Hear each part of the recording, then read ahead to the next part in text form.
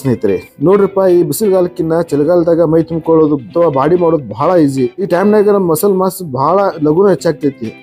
ಆದ್ರೆ ಒಂದು ಮಾತು ತಿಳ್ಕೊರಿ, ಫಸ್ಟ್ ವೇಟ್ ಗೇನ್ ಅಂದ್ರೇನು, ಬಲ್ಕಿಂಗ್ ಅಂದ್ರೇನು ಅಲ್ರಿ. ನೀವು ಭಾಳ ಸಣ್ಣ ಇದ್ದು ಮೈಯಾಗ ಬರೀ ಎಲುಬು ಕನಾಕತ್ತಿದ್ರೆ ಮೊದ್ಲು ನೀವು ದಪ್ಪ ಆಗ್ಬೇಕು, ಅದಕ್ಕೆ ವೇಟ್ ಗೇನ್ ಅಂತಾರ. ಆದ್ರೆ ನೀವು ನೋಡಾಕ ನಾರ್ಮಲ್ ಇದ್ದು ಮಸ್ತ್ ಮಸಲ್ಸ್ ಬೆಳೆಸ್ಬೇಕಂದ್ರೆ ಅದಕ್ಕೆ ಬಲ್ಕಿಂಗ್ ಅಂತಾರ.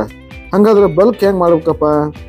ಬರ್ರಿ ಅದ್ರ ಬಗ್ಗೆನೇ ಇವತ್ತು ಮಾತಾಡೋಣ. ಡಯಟ್ ಮತ್ತು ಸ್ಟೇಟಸ್ ಸ್ಟೋರಿನು. ಮೊದಲನೇ ಟಿಪ್ ಕೇಳ್ರಿ, ವೇಟ್ ಗೇನ್ ಮಾಡಲಿ ಅಥವಾ ಬಲ್ಕ್ ಮಾಡಲಿ ನಾವು ಊಟ ಜಾಸ್ತಿ ಮಾಡ್ಬೇಕಾಗ್ತೈತಿ. ಆದ್ರೆ ಬಲ್ಕ್ ಮಾಡುವಾಗ ಎಷ್ಟು ತಿಂತೀವಿ ಅನ್ನೋದಕ್ಕಿಂತ ಏನು ತಿಂತೀವಿ ಅನ್ನೋದು ಮ್ಯಾಟ್ರ್ ಆಗ್ತೈತಿ. ಅಂದ್ರೆ ನಮ್ಮ ಮೈಯಾಗ ಟೆಸ್ಟೋಸ್ಟೆರಾನ್ ಲೆವೆಲ್ ಚಲೋ ಇರಬೇಕು, ಅವಾಗಲೇ ಮಸಲ್ಸ್ ಬರೋದು. ನೀವೇನಾದ್ರೂ ಬಾಯಿ ರುಚಿಗಂತ ಈ ರೋಡ್ ಸೈಡ್ ಜಂಕ್ ಫುಡ್ಡು, ಎಣ್ಣೆ ಪದಾರ್ಥ, ಮೈದಾ ತಿಂದ್ರೆ ನಿಮ್ಮ ಟೆಸ್ಟೋಸ್ಟೆರಾನ್ ಕಡಿಮೆ ಆಗ್ತೈತಿ. ಸೊ ಇವತ್ತಿಂದ ಈ ಫಾಸ್ಟ್ ಫುಡ್ಗೆ ಟಾಟಾ ಬೈ ಬೈ ಹೇಳ್ರಿ. ಎರಡನೇ ಟಿಪ್ ಏನಪ್ಪ ಅಂದ್ರೆ ಸನ್ಲೈಟ್ ಹ್ಯಾಕ್. ಟೆಸ್ಟೋಸ್ಟೆರಾನ್ ಹೆಚ್ಚು ಮಾಡ್ಕೊಳಕ್ಕೆ ಒಂದು ಮಸ್ತ್ ಐಡಿಯಾ ಹೇಳ್ತೀನಿ ಕೇಳ್ರಿ. ಮುಂಜಾನೆ ಎದ್ದು ಎಳೆ ಬಿಸಿಲಾಗ ಒಂದು 5 ನಿಮಿಷ ದಂಡ ಬಸ್ಕಿ ಹೊಡ್ರಿ. ಆ ಎಳೆ ಬಿಸಿಲು ಮೈಗೆ ಬಿದ್ದರೆ ಟೆಸ್ಟೋಸ್ಟೆರಾನ್ ರಾಕೆಟ್ ಹಂಗೆ ಇರ್ತೈತಿ.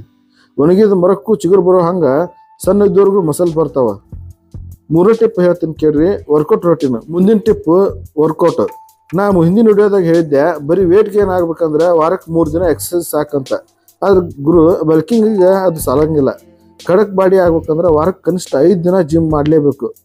ಆವಾಗಲೇ ಮಸಲ್ಸ್ ಹೆಚ್ಚಾಗ್ತಾವೆ ಮತ್ತು ಕುಡ್ಕೊಂಡು ದಪ್ಪ ಅಗಲವಾಗಿ ಮಸ್ತ್ ಶೇಪ್ ಬರ್ತಾವೆ.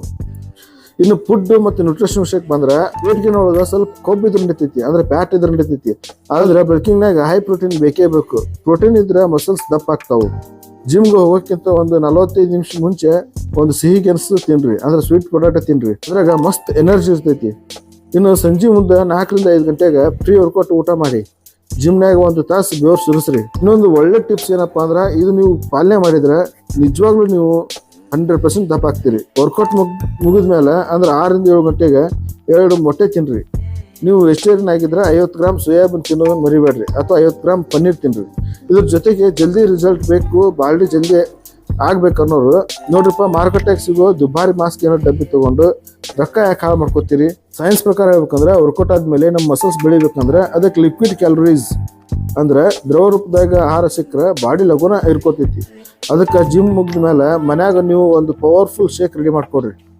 1 ಗ್ಲಾಸ್ ಗಟ್ಟಿ ಹಾಲು ತಗೋರಿ, 2 ಏಲಕ್ಕಿ ಬಾಳೆಹಣ್ಣು ಹಾಕ್ರಿ, ಅದ್ರಾಗ 1 ಹಿಡಿ ಓಟ್ಸ್ ಮತ್ತು 1 ದೊಡ್ಡ ಚಮಚ ಪೀನಟ್ ಬಟರ್ ಹಾಕ್ರಿ, ಇಲ್ಲಾಂದ್ರೆ ಹುರಿದಿದ್ದ ಶೇಂಗಾ ಹಾಕ್ರಿ. ಇದನ್ನು ಮಿಕ್ಸರ್ಗೆ ಹಾಕಿ ಜ್ಯೂಸ್ ಮಾಡಿ ಗಟ ಅಂತ ಕೊಡ್ರಿ.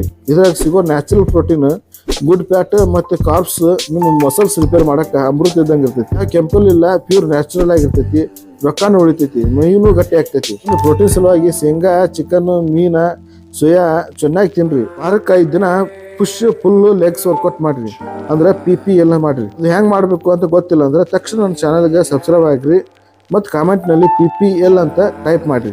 ಕರೆಕ್ಟಾಗಿ ಫಾಲೋ ಮಾಡ್ರಿ. ಈ ಚಳಿಗಾಲದಾಗ ನಿಮ್ಮ ಬಾಡಿ ಹೆಂಗೆ ಬೆಳಿತೈತಿ ನೋಡ್ರಿ. ವಿಡಿಯೋ ಇಷ್ಟ ಆದ್ರೆ ಲೈಕ್ ಮಾಡ್ರಿ. ಸಿಗೋಣ ಮುಂದಿನ ವಿಡಿಯೋದಾಗ. ಜೈ ಹಿಂದ್, ನಮಸ್ಕಾರ.